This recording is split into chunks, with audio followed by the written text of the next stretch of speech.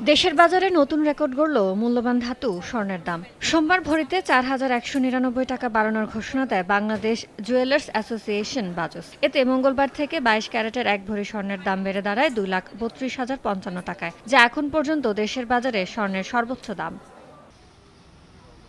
এছাড়া প্রতি ভরি ২১ ক্যারেট স্বর্ণের দাম বেড়ে ২,২১,৪৪৯ টাকা, ১৮ ক্যারেট স্বর্ণের দাম ১,৮৯,৮৯০ টাকা ও সনাতন পদ্ধতির স্বর্ণের দাম বেড়ে ১,৫৬,৮৮১ টাকায় বিক্রি হবে বলে জানিয়েছে বাজস।